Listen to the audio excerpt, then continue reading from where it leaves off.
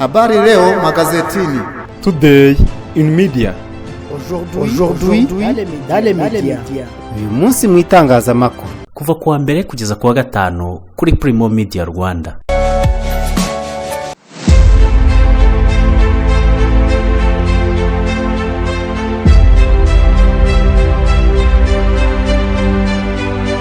Nonje kubasuhuza ndabifuriza kugira ibihe byiza mbani ikaze muri gahunda y'umunsi mu itangazamakuru ya none tariki ya 15 z'ukwa mbere kwa 2026. Kuri uyu wa kane mu ishyamba riri inyuma y'ishuri Groupe Scolaire Kayanga mu murenge wa Rutunga y'akarere ka Gasabo habonetse igisasu cyo mu bwoko bwa grenade. Abanyeshuri babuzwa gusohoka kugira ngo hatagira abana bagikinisha kikaba cyabaturikana. Twahawe amakuru n'abaturage ko grenade yabonetse mu murima bagezeho koko dusanga ni igisasu. Umuvugizi wa polisi y'u Rwanda mu mujyi wa Kigali CIP Gahonzire Werarisi muri aya makuru aratubwira byinshi kuri icyo gisasu. Amerika yahagaritse guha visa abo mu bihugu 75 biri mu Rwanda, Uburusiya na Iran. Urukiko rw'umuryango w'ambyergo rwanze gufungura Musema wahamijwe uruhare muri jenoside. Mu makuru avuga mu turere turaza kubabwira ko mu karere ka Kayonza ufite ubumuga yishwe hagakekwa abo mu muryango we. General Christian Chiwewe hoza ari umugaba mukuru w'ingabo za Kongo akabaregwa gushaka kwica Tshisekedi yoherejwe muri gereza. Kiliziya Gatolika na Anglikani byanze kwitabira ibiganiro bishya by'amahoro byasabwe na Tshisekedi. President Ndayishimiye we yikomye abanga kumugira inama bagamije ko ategeka nabo Burundi. Naho ku kibuga cy'indege cya Bujumbura haravugwa ubujura n'abapolisi basabiriza. Muri Uganda kuri uyu wa kane habaye amatora y'umukuru w'igihugu n'abagize n'ishinga amategeko ariko ahenshi yatinze gutangira kubera ibura rya internet. Amerika yo yatangiye kugurisha peteroli ya Venezuela. Bantu mutunzi imodoka z'ikoranabuhanga zinywa mazutu, diesel cyangwa essence cyane cyane za hybrid mwaba muzi ko izi modoka zigira amavuta y'umwihariko yagenewe system za DPF na catalyst. Mu yandi makuru nuko hejuru ya 90% y'abatunzi imodoka mu Rwanda arizo muri ubwo bwoko ariko nyamara 85% ziri mu garage. Izikiri kugenda zacitse intege zirashyuha ku buryo kuzitinza nabyo biri kuziganisha habi. Ibi byose biraterwa no kudakurikiza amabwiriza maintenance mu masysteme yazo. Inkuru nziza ishobora gutuma udahangayika ariko nuko igisubizo cy'ibyo bibazo kiri muri Autorea Maintenance Limited. Iki ni ikigo kirimo abahanga mu gusuzuma amasysteme yose agize imodoka ndetse no kwifashisha produits zikenewe kugira ngo izi modoka zikorerwe maintenance. Basanga igikondo bagufashe muri maintenance y'umwihariko ku modoka zo mu bwoko bwa Kia na Hyundai. Ku bindi bisobanuro bahamagare kuri 0786 20 60 54. Nyamara ngo ikintu cya mbere burya na makuru. Kuva wavuka kugera uvuye kuri iyi si ushobora gusanga nta na rimwe uzigera usohoka hanze ngo ujye mu bantu utambaye. Imyenda yawe nicyo gikoresho mutajya mutandukana na rimwe. Irasa naho ari kimwe mu bikugize. None kubera icyo uyigurira aho ubonye hose. Abantu bahagacira imyambaro bagurira imyambaro yabo muri Choice Fashion. Iri duka ry'imyenda niryo ryavumbuye ibyo kwambara ukaberwa kandi udahenzwe. Amakostume meza ava muri Turukiye, inkweto nziza wambara muri office ziri mu moko atandukanye, amapantaro y'abagabo meza harimo jeans, cotton ndetse na matisi, amakoti yo kwifubika, imyambaro n'inkweto bya sport, amashati meza yo muri office na casual, imyambaro y'abadamu, inkweto, amasakoshi, amavalize meza, imikandara, cravate, t-shirt nziza n'ibindi byinshi cyane. Choice Fashion iherereye i Remera ku Gisimenti ukiva muri rompo yo kwa Rando werekeza kuri Stade Amahoro. Ni mu nyubako yitwa Ikaze House. Hari icyapa kinini kituranga. Winjira muri iyo nyubako ukamanuka escalier ugahita ubona Choice Fashion imbere yawe. Hamagara 07 88 61 0692 cyangwa 07 88 24 9054. Choice Fashion, igisobanuro cyo kwambara ukaberwa. Bayikaze muri amakuru arambuye duhereye kuri Amerika yahagaritse guha visa mu bihugu 75 biri mu Rwanda, Uburusiya na Iran. Minisiteri y'Abanyamahanga Leta z'Ubumwe za Amerika yatangajwe yahagaritse ibikorwa byo gusuzuma no gutanga visa ku baturage bo mu bihugu 75 birimo Uburusiya, Iran n'ibya Afrika y'Iburasirazuba byose bashaka kwimukirayo ngo batazababera umuzigo cyangwa bakanyunyuza imitsi y'abene gihugu. Amakuru yemeza ko ibihugu bya Afrika ari byo byiganje kuri uru rutonde Amerika yashyize hanze. Ubutumwa bwohererejwe abahagarariye inyungu za Amerika mu bihugu bitandukanye bwabonywe na Fox News bo basaba kudatanga visa bagendeye ku mategeko asanzweho kuko guverinoma ikiga ku buryo bwo gusuzuma itangwa ryazo. Guhagarika ibikorwa byo gutanga visa kuri aba baturage bizatangira tariki ya 21 rimwe z'uku kwa mbere bikazageza igihe Minisiteri y'Ububanyi n'Amahanga ya Amerika izasuzuma ikemeza ko zikwiye kongera gutangwa. Tommy Pigott, umuvugizi w'iyi minisiteri, yagize ati minisiteri izakoresha ububasha ifite mu kwita ku bimukira batujuje ibisabwa bashobora kubera leta umuzigo bakungukira mu bugiraneza bw'abanyamerika. Uretse u Rwanda, Uburusiya na Irani, hari ibindi bihugu Amerika yakuriyeho viza birimo Afghanistan, Albania, Algeria, Misiri, Repubulika ya Demokarasi ya Kongo, Cote d'Ivoire, Colombia, Ethiopia, Eritrea, Gambia, Ghana ndetse n'ibindi. Twababwiye mu gutangira amakuru ko kuri uyu wa kane mu ishyamba riri inyuma y'ishuri Groupe Scolaire Kayanga mu murenge wa Rutunga y'akarere ka Gasabo habonetse igisasu cyo mu bwoko bwa grenade. Abanyeshuri babuzwa gusohoka kugira ngo hatagira abana bagikinisha. Ku murongo wa telefone mugenzi wanjye Alex Ntawigenera yavuganye n'umuvugizi wa polisi y'u Rwanda mu mujyi wa Kigali, Chief Inspector of Police Gahonzirewe Larisi, atangira mubaza niba koko ayo makuru ari ukuri. Hari amakuru twari tubonye kwa dushaka ngo mudubwireho abereye mu mujyi wa Kigali mu murenge wa Rutunga. Yego. Ko ari igisasu cyo mu bwoko bwa grenade cyabonetse muri uwo murenge mu kagari ka Kigabiro hafi y'ikigo cy'amashuri bita GS Kayanga. Makuru yaba ariyo? Murenge wa Rutunga mu kagari ka Kigabiro, umudugudu wa Kigabiro. Yego. Twahawe amakuru n'abaturage ko hari grenade yabonetse mu murima. Yego. Ni mu ishyamba. Polisi dufatanyije n'izindi nzego twagezeho kuko dusanga ni igisasu. Ubwo icyakurikiyeho rero ni mu buryo bwo kugitegura dufatanyije na engineering brigade ya gisirikare. Kugeza ubu icyo gisasu cyaba cyamaze kuhakurwa? Yego, cyahakuwe. Cyangije nta wakomeretse cyangwa se waburira ubuzima. Byagenda neza. Nta makuru y'uburyo cyaba cyarageze muri iryo shyamba? Ni ibisasu biba byaragiye bitakara hirya no hino kera. Ngira ngo nk'uko muzi amateka y'igihugu cyacu, igihugu kiba cyarabayeho intambara. Kuba rero hari ibisasu biba byaragiye bitakara hirya no hino ntabwo byaba bitangaje. Yego. Ni iki rero niko byagenze. Birashaje cyane, ni cya kera. Cyaba cyabonetse abaturage bakibonye bahinga cyangwa cyari kiri hejuru ku butaka? Ese niba cyari kiri hejuru ku butaka, kuki kitwaye igihe kingana gutya kugira ngo kiboneke, cyangwa hari uwaba wagiteruye ahandi akaza akacyarambika? Ni abaturage bari mu bikorwa byo gutashya inkwi aho bakibonye. Ariko uko bigaragara ntabwo cyari kiri mu butaka imbere cyane, cyagaragara nk'aho cyasa nk'aho cyarengeweho n'ibyatsi. Ariko ukurikije uko hameze n'uko bimeze ni icya kera.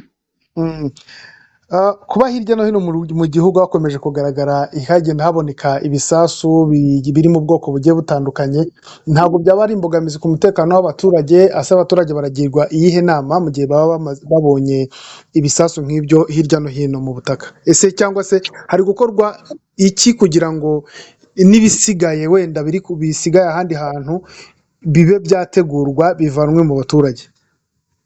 Nk'uko yabivuze, igihugu cyacu cyaciye mu ntambara. Birashoboka ko hari aho igisasu cyaboneka kuko cyahatakaye ku kera. Yego. Ntabwo twavuga ko ari ibintu bihungabanyije umutekano, ahubwo abaturage tubagira inama yo kugira amakenga igihe babonye ikintu batazi, cyane cyane kiganisha mu kuba cyaba igisasu. Kuko abaturage nyarwanda tunashimira ko bagira amakenga iyo babonye ikintu nk'icyo. Bakomeze rero ugize icyo abona akagira amakenga yo kuba yagikinisha cyangwa yagikoraho, ahubwo ahita ahamagara inzego z'umutekano kugira ngo zigikureho. Aho tujya tubibona kenshi, abaturage baba babigizemo uruhare mu kuduhamagara, kandi ubwo twanajya tugasanga igisasu. Ntabwo ari ikibazo twavuga gihungabanyije umutekano, ni uko nyine ari amateka twaciyemo twemerera kuba ari aho byagiye bitakara hirya no hino. Abaturage rero nibagira amakenga. Hari igikorwa cyaba kihariye? Agira amakenga bivuga. Hari igikorwa cyaba kihariye cya polisi cyangwa izindi nzego z'umutekano nk'igisirikare cyaba giteganyijwe mu rwego rwo gukura ibyo bisasu ahantu nk'aho byagiye bisigara bitewe n'amateka y'igihugu cyanyuzemo?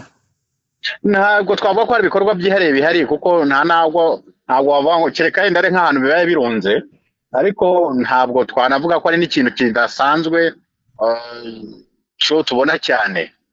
Bishobora ko hari igisasu gishobora kuboneka rimwe mu gihe runaka kibonwa ahantu runaka, ariko ntabwo ari ukuvuga ko ari ikintu kimeze twakwita ko ari ikintu kigaragara cyane mu baturage ngo bibe biteye impungenge.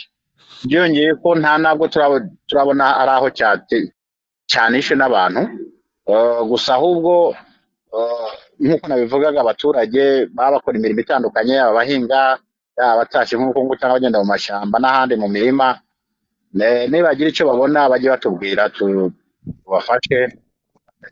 Ariko ubundi ntabwo ari ikintu bihungabanije umutekano mu buryo byasaba gukora ibikorwa bidasanzwe. Twavuga ko ubwo ari bwo butumwa muhaye abaturage cyangwa mwabagenera ubutumwa mu gihe babonye ibyuma nk'ibyo cyangwa ibikoresho nk'ibyo by'umutekano batari basanzwe bamenyereye? Ubutumwa nk'uko nabivuze, bagira amakenga igihe babonye ikintu nk'icyo ngicyo bakabimenyesha inzego, ariko nanone bakanirinda no kugikinisha. Hari igihe usanga hari nk'abana wenda bakibonye bakaba bagikinisha bagira ngo ni icyuma gisanzwe. Ni ukugira ngo bajye bagira amakenga kandi bihutire kubivuga kugira ngo inzego zifite ububasha n'ubushobozi zigikure mu nzira itagira uwo gikomeye cyangwa gihitana ubuzima bw'abaturage. Muri make ni ukugira amakenga kandi bakabivuga. Yego, murakoze cyane, reka tubashimire. Murakoze, turabashimiye. Umuti wa Lenacapavir urinda kwandura virusi ya sida uzatangira gukoreshwa mu Rwanda muri uyu mwaka. Ikigo cy'u Rwanda gishinzwe ubuzima cyatangaje ko guverinoma ifite gahunda yo gutangira gutanga umuti wa Lenacapavir urinda kwandura virusi itera sida mu gihembwe cya nyuma cya 2026. Lenacapavir ni umuti wakozwe n'ikigo cyo muri Amerika kimenyerewe gukora inkingo, ukaba waragaragaje ubushobozi bwo kurinda umuntu virusi itera sida ku kigero cya 99.9%. Lenacapavir iterwa umuntu rimwe mu mezi 6, no kuvuga inshuro 2 mu mwaka. Ni umuti usanze indi yatangwaga mu Rwanda irimo nk'uw'ikinini umuntu afata buri munsi n'urushinge ruho umuntu ubwirinzi bw'amezi 2 ndetse n'ibindi. Umukozi mu kigo cy'u Rwanda gishinzwe ubuzima Dr. Nzeyimana Zefani yabwiye The New Times ko muri iki gihe ubuyobozi buzaba bwuzuza ibisabwa no gutegura ibigo by'ubuvuzi mbere y'uko utangira gutangwa. Yavuze ko uyu muti utazajya uhabwa abo mu byiciro byihariye gusa, ahubwo abatanga serivisi z'ubuzima bazajya bagena abandi bahabwa iyo miti harebewe ku myitwarire yabo n'ibyago bashobora guhura nabyo. Nubwo uyu muti wamaze kwemezwa nk'utagize icyo utwaye abantu, abazawuhabwa bazajya bagirwa inama z'uko bitwara no gutanga amakuru mu gihe baba babonye ibimenyetso bidasanzwe. Uyu muti uzajya utangirwa ubuntu ndetse na serivisi zindi zijyanye nawo zikomeze zitangirwe ku bwishingizi butandukanye burimo na mituweli. Ibihugu nka Zambia, Zimbabwe, Afrika y'Epfo na Eswatini biri mu byamaze kwemeza Lenacapavir ndetse birateganya gutangira kuyitanga kuko byamaze kuzuza ibisabwa byanatumije imiti ya mbere. Ibihugu nka Botswana, Malawi, Tanzania na Uganda byemeje uyu muti, mu gihe Kenya na Namibia biri mu byiciro bya nyuma byo kuzuza ibisabwa ngo biwutangize. Hashyirwaho ibindi bihano bitari ugufungwa wakoze icyaha, byatangajwe na Karado. Imiryango itegamiye kuri leta irasaba ko hajya hatangwa ibindi bihano bitari ugufunga umuntu mu rwego rwo kugabanya ubucucike mu magereza. Byavugiwe muri kushinga amategeko mu biganiro byahuje imwe mu miryango ya societe civile irimo Karado, RAF, Ardo, Haguruka n'abandi. Ibiganiro bagiranye n'abadepite bagize komisiyo y'ubumwe bw'abanyarwanda, uburenganzira bwa muntu no kurwanya jenoside, barebera hamwe icyakorwa ngo hakemurwe bimwe mu bibazo bikigaragara mu magororero birimo n'ubucucike bukabije. Mu Rwanda, Shyaka Evariste ushinzwe guhuza ibikorwa bya Karado yabwiye abadepite ko nubwo mu itegeko mpanabyaha harimo ibihano byinshi birimo no gucibwa amande, usanga bititabwaho, ahubwo ugasanga umuntu wese ukoze icyaha inzego z'umutekano zihita zihutira kumuta muri yombi zikanamufunga. Ati ubundi hakwiye no kurebwa no ku bindi bihano nko gucibwa amande, guhabwa igihano nsimburagifungo no gukomeza gahunda y'ubuhuza, byose byafasha mu kugabanya ubucucike. Mu Rwanda, Shyaka yatanze urugero rw'umuntu ushobora gufungirwa sheki itazigamiye kandi mu by'ukuri afite umutungo wakurwamo ayo mafaranga. Ni naho yahereye asaba abadepite kujya bareba ibyuho bikiri mu mategeko kugira ngo bitange ibisubizo ku bibazo biba bihari mu rwego rwo gufasha leta kubishakira igisubizo. Ikindi abadepite basabwe ni ugukora ubuvugizi bwo kwagura inyubako zigororerwamo kugira ngo bagire ubwisanzure. Perezida wa Komisiyo y'Ubumwe bw'Abanyarwanda, uburenganzira bwa muntu no kurwanya jenoside, Depite Madina Ndangiza, yavuze ko basanze ari ngombwa kugirana ibiganiro n'iyi miryango hagamijwe kugira amakuru y'inyongera. Aya makuru azafasha komisiyo ubwo izabigirana ibiganiro n'inzego zitandukanye za leta ku bibazo byagaragaye muri raporo ya Komisiyo y'Igihugu y'Uburenganzira bwa Muntu y'ibikorwa bya 2024 na 2025. Depite Ndangiza yavuze ko nyuma yo kuganira n'imiryango itegamiye kuri leta bazaganira n'inzego za leta zirimo Minisiteri y'Ubutabera ndetse n'urugaga rw'abavoka na Minisiteri y'Umutekano kugira ngo barebere hamwe ibigomba kunozwa muri za kasho ndetse no mu magororero. Ijanisha ry'abari bafungiye mu magororero ugereranyije n'abo yagenewe kwakira ryagabanutse kuva ku 140.7% mu mwaka wa 2022 2023 rigera ku 103.8% mu mpera z'ukwezi kwa 8 kwa 2025. Urukiko rwa Loni rwo rwanze ibyo gufungura Musema wahamijwe uruhare muri jenoside. urwego mpuzamahanga rwashyiriweho gukora imirimo y'insigarira y'inkiko mpanabyaha rwateye utwatsi icyifuzo cy'umunyarwanda Musema Alfred warusabye gufata umwanzuro wo kumufungura mbere y'igihe. Musema w'imyaka 76 y'amavuko yafatiwe mu Busuwisi tariki ya 11 z'ukwa kabiri mu 1995 ubwo yashakishwaga kugira ngo akurikiranwe uruhare yagize muri jenoside yakorewe abatutsi muri perefegitura ya Kibuye hagati y'ukwa 4 no kwa 5 ku 1994. Numwe mu bayoboye ibitera interamwe zagabye ku batutsi ku musozi wa Gitwa ku itariki ya 26 z'ukwa 4, uwa Muyira ku itariki ya 13 n'iya 14 z'ukwa 5 n'ibindi byagabwe mu bice bitandukanye mu kwezi kwa 5 ku 1994 byapfiriyemo impunzi z'abatutsi zabarirwaga mu bihumbi. Ubushinjacyaha bwagaragaje ko Musema yagize uruhare rutaziguye mu bitero byagabwe ku musozi wa Rwirambo hagati y'itariki ya 27 z'ukwa 4 n'iya 3 z'ukwa 5, mu Mataba hagati mu kwezi kwa 5 no ku Buvumo bwa Nyakavumu mu mpera z'ukwezi kwa 5 mu 1994 ahiciwe abatutsi barenga 300 bafungiwe muri ubwo buvumo baratwikwa. Abatangabuhamya basobanuye ko muri ibyo bitero byose Musema wari umuyobozi w'uruganda rw'icyayi rwa Gisovu akaba n'umuntu hafi ya Aloys Ndimbati wari burugumesitiri wa komine Gisovu yabaga yitwaje intwaro kandi ko inshuro 3 yarashe mu kivunge cy'abatutsi bari bahunze ubwicanyi. Tariki 27 z'ukwa mbere mu mwaka wa 2000 urukiko mpuzamahanga mpanabyaha rwa Arusha rwari rwarashyiriweho u Rwanda rwahamije Musema ibyaha byibasiye inyoko muntu birimo gukora jenoside, gutsemba no gusambanya ku gahato rumukatiye igifungo cya burundu. Musema yakanye uruhare muri jenoside yakorewe abatutsi mu 1994 arajurira. Tariki ya 16 z'ukwa 11 mu 2001 urugereko rw'ubujurire rwa rura rukiko rwamuhanagaye icyaha cyo gusambanya ku gahato rushimangira ko ibindi yabikoze rugumishaho igifungo cya burundu. Tariki ya 9 z'ukwa 12 kwa 2001 Musema yakuwe muri kasho ya rura rukiko ajyanwa muri gereza ya Mali kugira ngo ariho afungirwa. Tariki ya 19 z'ukwa 12 mu 2018 yimuriwe muri gereza ya Benin kugira ngo abe ariho afungirwa noneho. Kubera ko imirimo y'urwaro rukiko mpuzamahanga mpanabyaha rwa Arusha rwari rwarashyiriweho u Rwanda yarangiye mu 2015, tariki ya 7 z'ukwa 8 mu 2019 Musema yasabye urwego mpuzamahanga rwashyiriweho gukora imirimo y'insigarira y'inkiko mpanabyaha gufata umwanzuro wo kumufungura mbere y'igihe, ariko umucamanza Kamel Agius arabyanga. Yarajuriye ariko ubujurire bwe buterwa utwatsi ku itariki ya 10 z'ukwa 1 kwa 2020. Bwatewe utwatsi hashingiwe ku kuba atari yakarangije biri bya gatatu by'igifungo yakatiwe. Icyemezo cyo gusanisha igifungo Musema maze afunzwe n'igihe umugororwa yemerewe gusaba gufungurwa mbere y'igihe cyashingiye ku ihame mpuzamahanga urwego rw'insigarira rugenderaho rihanisha igifungo cya burundu n'igifungo cy'imyaka 45. Tariki ya 14 z'ukwa 1 kwa 2025 Musema yongeye gusaba rura rwego ko rwafata umwanzuro wo kumufungura mbere y'igihe, arumenyesha ko nafungurwa azajya kubana n'umuryango utuye mu Busuwisi. Mu ibaruwa Musema yandikiye uru rwego yasobanuye ko amaze igihe kirenga imyaka 30 afunzwe kandi ko yujuje ibisabwa byatuma afungurwa mbere y'igihe, birimo kuba yitwara neza muri gereza, akabanira neza bagenzi be no kuba yemera ko mu Rwanda habaye jenoside yakorewe abatutsi mu 1994. Perezida w'uru rwego Graciela Gatti Santana ku itariki ya 12 z'uku kwezi yasobanuye ko Musema yitwaye neza muri gereza afungiwemo kandi ko yemera ko jenoside yakorewe abatutsi yabayeho, ariko ko ibyo bidahagije bitewe n'uburemere bw'ibyaha yahamijwe.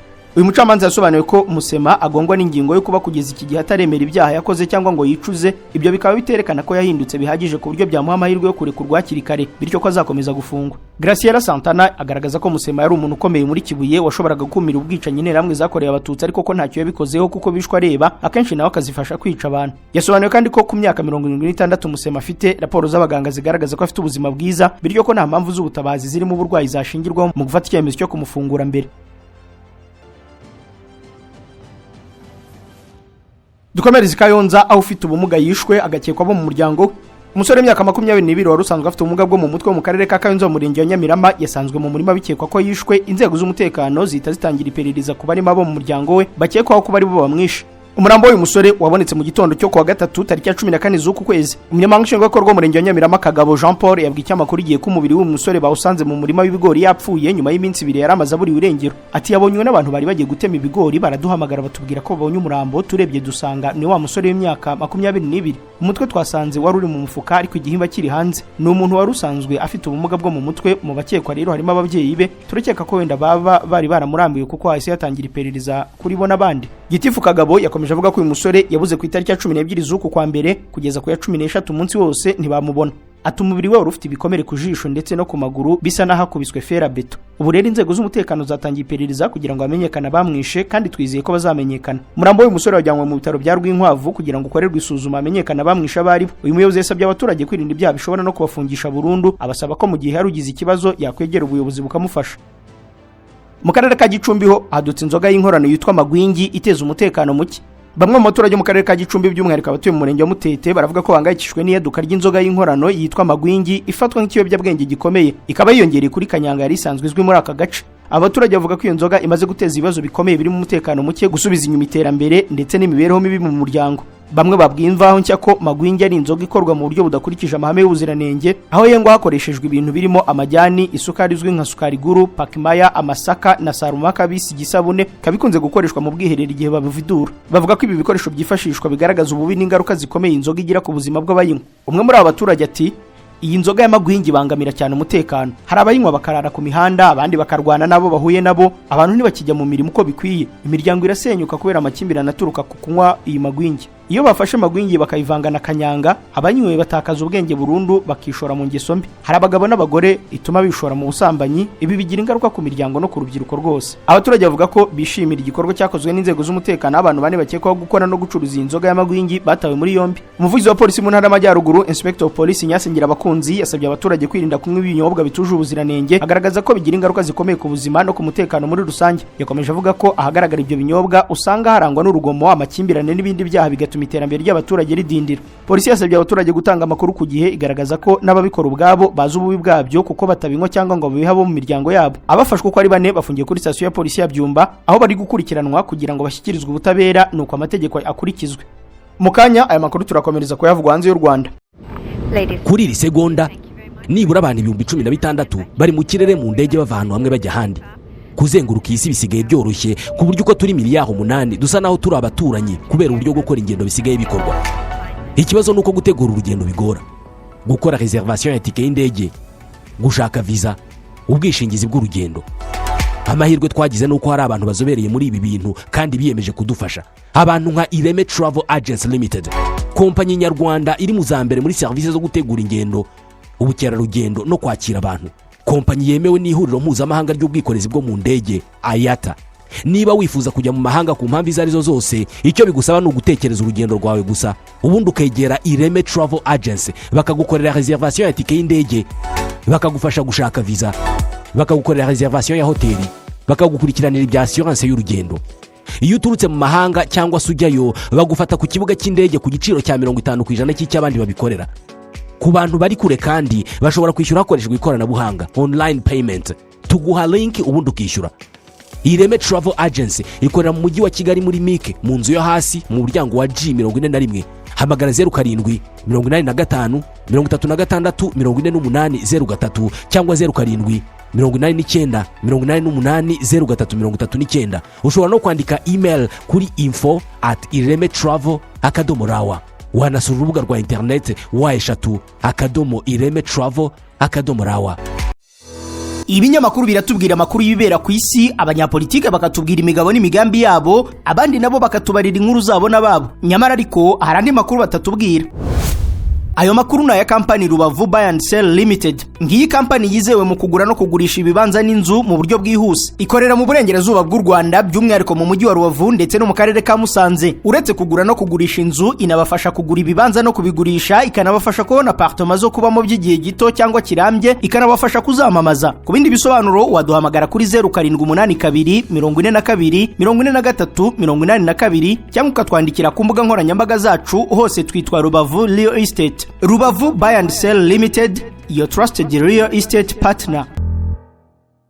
Makuru y'u Rwanda, Jean Christian Chiwewe uregwa gushaka kwica Tshisekedi yoherejwe muri gereza. Jean Christian Chiwewe Songesha wahoze ari umugaba mukuru w'ingabo za Repubulika Demokarasi ya Kongo yoherejwe gufungirwa muri gereza ya gisirikare ya Ndolo. Jean Chiwewe yafashwe ari umujyanama Perezida Tshisekedi wa Kongo mu bya gisirikare. Yoherejwe muri gereza kuko aregwa gushaka kwica Perezida Tshisekedi. Uyu general w'inshuti magara ya Tshisekedi yafatanywe n'itsinda rigari ry'abasirikare bakuru bafashwe mu mezi ashize bakekwaho ibyaha birimo gushaka kwivugana Perezida. Babanje gufungirwa muri kasho y'inama nkuru y'igihugu ishinzwe umutekano mu gihe bakorwagaho iperereza. Ibyaha bashinjwa birimo umugambi wo kugira nawe umukuru w'igihugu, kugambanira igihugu binyuze mu guha amakuru y'ubutasi ku banyamahanga, kugerageza kwica no gukwirakwiza ibihuha. Tariki ya 7 z'ukwa mbere k'uyu mwaka, General Frank Ntumba wahoze ari umuyobozi w'ibiro bishinzwe igisirikare mu ngoro ya Perezida wa Kongo nawe yajyanywe muri gereza ya gisirikare ya Ndolo. Kuri uwo munsi woherejwe kandi General Major Christian Daiwel Okula wayoboye urwego rw'ubutasi bwa gisirikare. Ni mu gihe barimo Brigadier General Benjamin Katende, Brigadier General Antoine Longonjo, Colonel Gilles Bagolome, Major Jean Lambele Mbole nabo bajyanywe muri iyo gereza. Jean Christian Chiwewe Songesha wari umwizerwa kuri Tshisekedi nawe yakuwaho yarari asangishwa abagenzi be muri ira gereza Ndolo irinzwe cyane. Jean Chiwewe ushinjwa gushaka kwica Perezida Tshisekedi, umunyamabanga mukuru w'ishyaka UDPS riri ku butegetsi Augustin Kabuya aherutse kwemeza ko uyu musirikare yemera icyaha. Kugeza ubu FRDC imaze guta muri yombi abajenerali 11 n'abasirikare bakuru 14 bafashwe bashinjwa ibi byaha kandi mu minsi ya vuba ngo bagiye kugezwa imbere y'urukiko rwa gisirikare. Kiliziya Gatolika na Anglikani byanze kwitabira ibiganiro bishya by'amahoro byasabwe na Tshisekedi. Kiliziya Gatolika na Anglikani byo muri Repubulika ya Demokarasi ya Kongo byamenyesheje leta ya Kongo ko bidateze kwitabira ibiganiro by'amahoro bishya byifuzwa na Perezida Tshisekedi mu gihe bitakwemererwa kubiyobora. Kuva mu ntangiriro za 2025 abahagarariye amadini bakoze ingendo mu bice bitandukanye bya Kongo, mu bihugu byinshi bya Afurika no muri Katari, baganira n'abantu batandukanye ku cyafasha abanyekongo kubona amahoro arambye. Izi ngendo zari muri gahunda yo gutegura ibiganiro by'amahoro bishya byari kuyoborwa n'aya madini, bigahuriza abanyekongo mu byiciro bitandukanye Kinshasa, barimo narwanya ubutegetsi bwa Kongo nk'ihuriro AFC M23. Abashumba bakuru b'aya madini bagaragaje ko kugira ngo ibibazo byugarije Kongo kuva yabona ubwigenge bikemuke bisaba ko haba ibiganiro by'amahoro bidaheza umunyekongo n'umwe, ariko ubutegetsi bwa Tshisekedi bwarabirengagije. Kuva mu kwa 12 kwa 2025 Tshisekedi yakoreye ingendo 3 murango arasaba Perezida Joao Lourenço kumufasha gutegura ibiganiro by'amahoro bishya bizahuza abanyekongo mu byiciro byose barimo n'abahagarariye M23. Tshisekedi yagaragarije Lourenço ko yifuza ko abo muri Kiliziya Gatolika na Anglikani babyitabira nk'abandi aho kubiyobora. Byumvikanaga ko yamaze gutera utwatsi gahunda ya madini amaze umwaka ategura. Umuvugizi wa guverinoma ya Kongo Patrick Muyaya yaherutse gushimangira ko ibiganiro by'abanyekongo bigomba kubera Kinshasa, kandi ko kubera ko Kiliziya Gatolika na Anglikani bitamaganye ibikorwa bya M23 mu burasirazuba bw'igihugu, gahunda byateguye idakwiye guhabwa agaciro.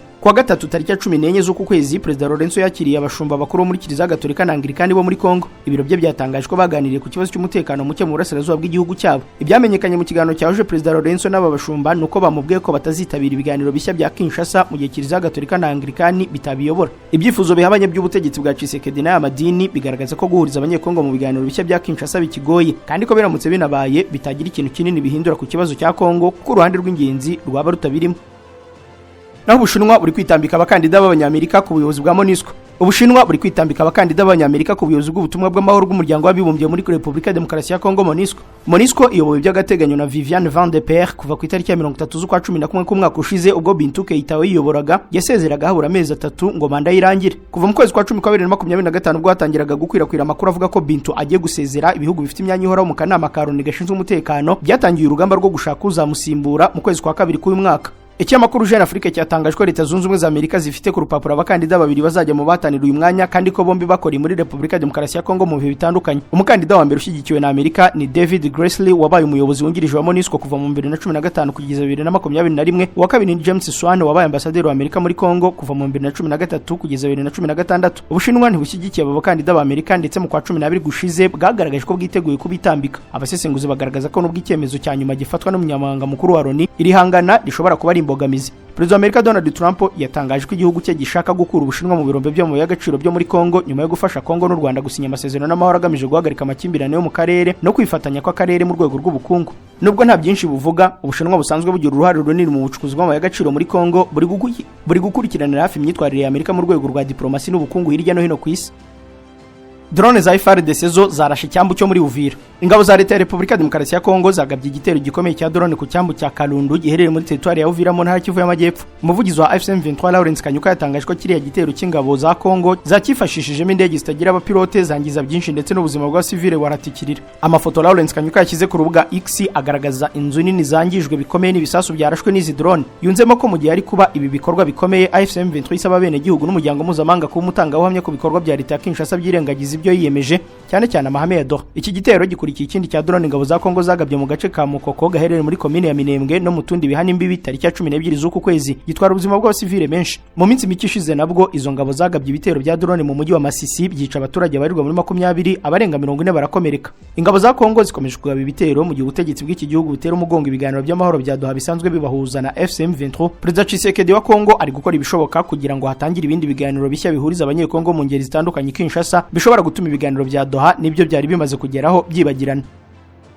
Mu Burundi ho Perezida Ndayishimiye yikomye abanga kumugira inama bagamije ko ategeka nabi iki gihugu. Perezida Burundi Evariste Ndayishimiye yishuye ko harabo bakorana bamwifuriza kuyobora nabi igihugu kugira ngo bazamusimbure ku butegetsi. Ubu butumwa yabutangiye mu kiganiro kibanda ku miyoborere cyabereye muri hoteli Club du Lac Tanganyika i Bujumbura. Ndayishimiye yabwiye abitabira iki kiganiro biganjemo abayobozi n'abahoze mu nzego nkuru z'igihugu ko abantu bifuza ko ayobora nabo Burundi banga kumugira inama, bakirengagiza ko ibigenda nabi bigira ingaruka ku gihugu cyose. Ati bamwe banga kungira inama batekereza ko nintsindwa bazansimbura, ariko nsinzwe ubusanzwe igihugu cyose nicyo kiba gitsinzwe. Uyu mukuru w'igihugu avuze aya magambo mu gihe ubukungu bw'u Burundi bwasubiye inyuma ku kigero kidasanzwe kuva mu 2022. Abakurikirana hafi iki kibazo bagaragaza ko byatewe n'ibura ry'amadovize n'ibikomoka kuri peteroli. Hasigaye umwaka umwe kugira ngo amatora ya perezida w'u Burundi abe. Mu buyobozi bukuru bw'ishyaka CNDD-FDD aravugwa umwuka mu bushingiye ku kudahuza amahitamo ku mukandida uzarihagararira. Bivugwa ko bamwe mu bayobozi ba CNDD-FDD bashyigikiye ko Ndayishimiye yazongera guhagararira ishyaka muri aya matora, ariko abandi bo ngo ntibabikozwe kuko harimo n'abashaka gusimbura uyu mukuru w'igihugu. Mu gihe havugwa uyu mwuka mubi, uyu munsi Ndayishimiye yagaragaje ko abatekereza ko azahatana mu matora y'umwaka utaha bari kwihuta kuko batazi niba icyo gihe kizagera akiriho. Atari ko se murabizi ko nzaba nkiriho? Ntabwo nzapfa.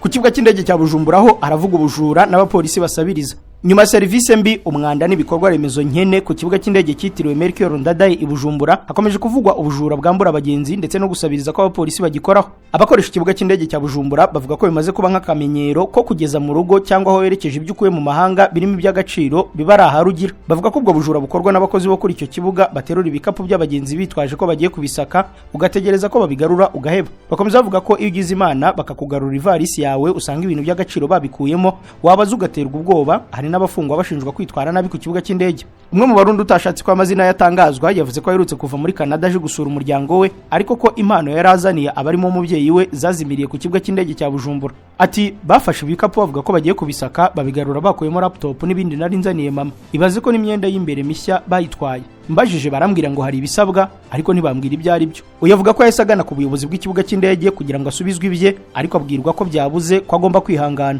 Undi nawe ati televiziyo navanye muri Afrika y'Epfo barayinyaka ngo niyo gucuruza. Iyo uvugiye ibyo wabiriye ibyuya bavuga ko uri umwanzi uvuye hanze. Abatungwa agatoki mu kugira uruhare muri ubwo bujura harimo n'abapolisi bakora kuri icyo kibuga bamenyerewe mu gusabiriza ibizwi nko gucoresha. Ati uhasanga abapolisi basabiriza abahisi n'abagenzi, iyo utamucoreye akureba nabi. Hari no kwaka igikapu ngo arebe ibirimo akagiha mugenzi we wo mu biro bagakuramo ibyo bashaka. Abakoresha ikibuga cy'indege bavuga ko bigoye gutambutsa ku bapolisi amadolari, mudasobwa, telefone zihenze n'ibindi bifite agaciro. Ibikorwa nk'ibi kandi bivugwa no ku mipaka, abacuruzi bataka kwibwa ibyiganjemo ibitenge n'ibindi bicuruzwa, aho basabwa imisoro y'umurengera bajya gushaka amafaranga bagasanga umuzigo wazimiye. Mu mwaka ushize abayobozi b'u Burundi bumvikanye bataka ko ubujura no gusabiriza ku kibuga cy'indege cya Bujumbura bimaze gufata indi ntera, basaba ko icyo kibazo kimaze igihe cyarandurwa burundu. Tukira mu Burundi, umunyamakuru Sandra Muhoza yakatiwe imyaka 4 y'igifungo. Urukiko rukuru rwa Ngozi mu majyaruguru y'u Burundi rwakatiye umunyamakuru Sandra Muhoza ukorera igitangazamakuru cy'igengana Nova Burundi igifungo cy'imyaka 4 n'ihazabu y'amafaranga 200,000 y'amarundi. Ashinjwa guhungabanya umutekano w'igihugu no gukurura amacakubiri ashingiye ku moko. Iki gihano nubwo kitangana n'igihano cy'igifungo cy'imyaka 12 n'ihazabu ya miliyoni 1 y'amafaranga y'u Rwanda cyasabwe n'ubushinjacyaha mu iburanisha rikomeye ryabaye ku itariki ya 19 z'ukwa 12 gushize, cyemeje icyaha uyu munyamakuru. Sandra Muhoza yatawe muri yombi mu kwa gatatu kwa 2024 abanza gufungirwa muri gereza nkuru ya Mpimbi Bujumbura, umurwa mukuru w'ubukungu w'u Burundi, mbere yo kwimurirwa muri gereza ya Ngozi. Ibirego Sandra aregwa bijyanye n'ibitekerezo bivugwa ko yatanze mu itsinda rya WhatsApp ry'abanyamakuru baho. Uyu wari waramaze gukatirwa mu kwa 12 kwa 2024 igifungo cy'amezi 21 kubera ubutumwa bwasangijwe muri iri tsinda, abaye ikimenyetso cy'igitutu gishyirwa ku bwisanzure bw'itangazamakuru mu Burundi nk'uko SOS Media Burundi yabyanditse. Abamwunganira baramagana ibyo birego bidasobanutse kandi bishingiye ku mvo za politike. Perezida Evariste Ndayishimiye yaraherutse guhamagarira Sandra Muhoza n'umunyamakuru Kenny Claude Nduwimana ufungiye impimba gusaba imbabazi ku mugaragaro. Umukuru w'igihugu cy'u Burundi yakomoje ku rubanza rwa Florian Irangabiye wababariwe mu kwezi kwa 8 kwa 2024 nyuma yo gukatirwa imyaka 10 igifungo kuva mu kwa 2 kwa 2023. Umuryango urengera uburenganzira bw'abanyamakuru Reporters Without Borders uvuga ko kuri ubu Sandra Muhoza ari we munyamakuru rukumbi w'igitsina gore ufunzwe munsi y'ubutayu bwa Sahara. Uyu muryango ukamagana igihano wemeza ko gikabije cyahawe Muhoza mu rubanza uvuga ko rutanasobanutse. Muri Uganda kuri uyu wa kane habaye amatora ya perezida, ariko ahinshi yatinze gutangira kubera ibura rya internet. Kuri uyu wa kane tariki ya 15 z'ukwa 1 kwa 2026 ni umunsi ukomeye muri Uganda kuko aribwo batoye umukuru w'igihugu. Ingengabihe y'amatora yateganyaga ko ibiro by'itora bifungura saa 9 z'amanywa, mbese abantu bagahita batangira gutora. Kugeza saa 3 n'igice amatora yaratatangira hirya no hino mu gihugu kubera ibura rya internet nk'uko umunyamakuru wa BBC abisobanura. Ubusanzwe byari biteganyijwe ko hari imashini zifashishwa mu gusuzuma ibikumwe by'abitabira amatora, ariko izo mashini zikaba zifashisha internet kugira ngo zikore. Kubera ko internet yakuweho mu gihugu hose, ibi byateje ubukererwe no kutubahiriza isaha y'amatora kuko izo mashini zitari zirimo gukora kandi abantu bakaba badashobora gutora mu gihe atabanje gusuzumwa imyirondoro yabo. Abiyandikishije gutora amatora rusange ya 2026 ni miliyoni 21,700. Abagabo ni 48%, abagore ni 52%. Nubwo bimeze bityo abaturage bari babukereye batonze imirongo bategereje, ndetse umutekano hirya no hino wakajijwe. Perezida uri ku butegetsi Yoweri Kaguta Museveni bivugwa ko afite imyaka 81 y'amavuko, ari guhatanira manda ya 7 nyuma yo kumara ku butegetsi imyaka irenga 40, akaba ahanganye n'abandi bakandida 7. uwo bahanganye cyane ni Robert Kyagulanyi uzwi nka Bobi Wine uhatanye ku mwanya w'umukuru w'igihugu inshuro ya kabiri kandi ufite inkunga ikomeye cyane mu rubyiruko. Abakurikirana amatora ntibemerewe n'amategeko gutanga ibitekerezo cyangwa ibisobanuro ku mikorere y'amatora haba mu bitangazamakuru bisanzwe cyangwa ku mbuga nkoranyambaga, bikagabanya ubushobozi bwo gukurikirana no kugenzura amatora mu bwisanzure. Perezida Museveni yakomeje kwihanangiriza abanya-Uganda bibutsa kwirinda icyo ari cyo cyose cyahungabanya umutekano cyangwa se kikabashora mu byaha. Byari biteganyijwe ko ibiro by'amatora bifungura saa 9 za mu gitondo bigafunga saa 10 z'umugoroba ku isaha yo muri Uganda, nayo byavuye mu matora bikaba biteganyijwe ko bizatangazwa bitarenze ku wa gatandatu mu masaha y'igicamunsi. Ibiro by'umuryango w'abimbye bishinzwe uburenganzira bwa muntu byanenze icyemezo cyafashwe n'inzego za leta ya Uganda cyo guhagarika internet mu gihugu hose. Komisiyo ya Uganda ishinzwe itumanaho yivuga ko yahagaritse serivisi za internet mu gihugu hose hashingiwe ku nama ikomeye yatanzwe na komite ihuriweho y'inzego z'umutekano. Iyi komisiyo ya Uganda ishinzwe itumanaho isobanura ko ibyakozwe bigamije gufata ingamba zo kwirinda ibibazo, kurinda ubusugire n'amahoro no kubungabunga umutekano w'igihugu hagamijwe gukumira ikoreshwa nabi ry'imbuga nkoranyambaga n'ahandi hatangirwa amakuru muri ibi bihe by'amatora. Ishami rya Loni rishinzwe uburenganzira bwa muntu ryavuze ko iki cyemezo giteye impungenge zikomeye. Dukomereze mu Bufaransa aho mu mwaka ushize 2025 hapfuye abantu benshi kuruta bavutse. Ikigo kibarusha imibare cyo mu Bufaransa cyagaragaje ko mu mwaka ushize 2025 muri iki gihugu hapfuye abantu benshi kurenza bavutse ibyaherukaga kubaho mbere y'intambara ya kabiri y'isi. Iki kigo kigaragaza ko mu 2025 mu Bufaransa hapfuye abantu 651 mu gihe havutse abantu 645. Ikigo kibarusha imibare mu Bufaransa kivuga ko umubare w'abana umugore ashobora kubyara wagabanutse ukagera ku mwana umwe. Mu 2023 Ubufaransa bwari ku mwanya wa kabiri mu bihugu byo mu muryango umwe bw'Uburayi bihagaze neza mu bijyanye n'abana bavuka kuko umubare w'abana umugore ashobora kubyara bari hafi babiri. Cyakora kuri ubu abahanga baragaragaza ko Ubufaransa nabwo bwatangiye kugira ibibazo by'abantu benshi bashaje, imbyaro nke n'impfu nyinshi. Abahanga bagaragaza kandi ko ibi bizagira ingaruka mbi ku bukungu bw'iki gihugu cyane cyane mu bijyanye no gutanga amafaranga agenerwa abageze mu za bukuru. Amerika yatangiye kugurisha peteroli ya Venezuela. Leta zunze ubumwe za Amerika zatangiye kugurisha peteroli ya Venezuela aho mu cyiciro cya mbere cyashyizwe ku isoko havuyemo miliyoni 500 z'amadolari. Ni inkuru yatangajwe na CNN ivuga ko iyakesha umwe mu bayobozi ba Amerika. Uretse peteroli ya Venezuela Amerika yagejeje ku isoko mpuzamahanga byitezwe ko mu minsi iri imbere izagurisha n'indi. Kuba Donald Trump yatangiye kugurisha peteroli ya Venezuela ntabwo ari ibintu byatunguranye kuko ubw'ingabo z'igihugu cye zari zimaze gukura ku butegetsi Nicolas Maduro yavuze ko iki gihugu kizacungwa na Amerika, peteroli yakigakoreshwa mu nyungu z'abaturage mu gihe indi izagurishwa kugira ngo abanyamerika biyishyure. Yavuze kandi ko abanyamerika biteguye gushora miliyari 100 z'amadolari mu bikorwa byo kuvugurura ibikorwa remezo bijyanye n'ubucukuzi bwa peteroli muri Venezuela. Venezuela ni kimwe mu bihugu bifite peteroli nyinshi ku isi kuko cyihariye 17% byiboneka ku isi yose. Abantu 32 baguye mu mpanuka ya gari ya moshi muri Thailand. Abantu 32 nibo bimaze gutangazwa ko baguye mu mpanuka ya gari ya moshi yagwiriwe n'imashini ikoreshwa mu kuzamura ibikoresho by'ubwubatsi ku nyubako ndende yabereye mu majyaruguru y'uburasirazuba bwa Thailand. Abandi 66 barakomereka. Inzego zitandukanye muri iki gihugu zatangaje ko mu bakomeretse harimo 7 bakomeretse bikabije, muri abo kandi harimo n'umwana w'umwaka umwe n'umugabo ufite imyaka 85. Amakuru yatangajwe nuko iyo gari ya moshi yakoze impanuka yari itwaye abantu 171. Ikigo gishinzwe ibya gari ya moshi muri Thailand cyatangaje ko iperereza rigamije kumenya icyateye impanuka ryatangiye. Ikigo cy'Abataliyani n'Abanya-Thailand Italian Thai Development Public Company Limited cyatangaje ko kibabajwe n'ibyabaye, gikomeza imiryango yagizweho ingaruka n'impanuka kandi cyemeza ko cyiteguye gutanga impozamarira ku miryango yabuze ababona bakomerekeye muri iyi mpanuka. Amakuru yatangajwe kandi yerekana ko iyi gari ya moshi yari itwaye abiganjemo abanyeshuri bajya ku ishuri n'abakozi bajyaga mu kazi mu mijyi itandukanye, aho yari ivuye Bangkok yerekeza mu majyaruguru y'uburasirazuba ahazwi nk'intara ya Ubon. Ibitangazamakuru byo muri Thailand byatangaje ko iyo mashini yari iteruye ibikoresho byo kubakisha biremereye ari nabyo yatuye kuri gari ya moshi mbere y'uko nayo iyigwaho. Dusobaneze ku mwaka ushize 2025 waciye agahigo mu bushyuhe bukabije. Abashakashatsi ku mihindagurikire y'ibihe bemeje ko umwaka wa 2025 waciye agahigo ko kuba wa gatatu waranzwe n'ubushyuhe bukabije mu mateka y'isi nyuma yo 2024 uri ku isonga ugakurikirwa na 2023. Ubushyuhe bwakomeje kwiyongera ku isi mu myaka yashize aho mu mwaka ushize 2025 bwiyongereyeho dogere Celsius 1.47 ugereranyije n'ibihe by'impinduramatwara y'inganda. Ibigo Copernicus na Berkeley Earth bikora ubushakashatsi ku mihindagurikire y'ibihe bigaragaza ko imyaka 11 ishize ari iri imbere mu kurangwamo ubushyuhe bwinshi mu mateka y'isi kuko bwarenzeho dogere Celsius 1.5 ugereranyije n'ubushyuhe bwariho mbere y'umwaduko w'inganda mu kinyejana cya 18. Ubwo ni nko mu myaka y'igihumbi na za 760. Abahanga rero bavuga ko ibi bigaragaza ko ubushyuhe bw'isi buri kwiyongera cyane ndetse ko hari ibyago by'uko ibi bipimo byarenga 1.5 mbere ya 2030. Muri raporo ya Copernicus igenzurwa n'umuryango w'Uburayi, abashakashatsi bavuze ko mu 2026 ibipimo by'ubushyuhe bishobora gukomeza kwiyongera cyane cyane mu bihe bizwi nka El Niño, ibishobora gutuma uyu mwaka uzaba wa kane mu bushyuhe bukabije. Muri rusange umwaka wa 2025 washimangiye ku isi kwiye kugira impungenge kuri ejo hazaza hayo. Tutakunza Primo Media Rwanda, iyi nkuru y'umwaka wa 2025 waciye agahigo mu bushyuhe bukabije niyo dusoreje gahunda y'umunsi mu itangazamakuru ya none tariki ya 15 z'ukwa mbere kwa 2026. Nyiri Jean Dodier Kanijabo ndabashimiye ko mwari mudukurikiye, ndabararikira komeza kurinda ibiganiro bikuru urubuga mugira amahoro. agaciro ko kwiga ikidage karuta kuri giciro.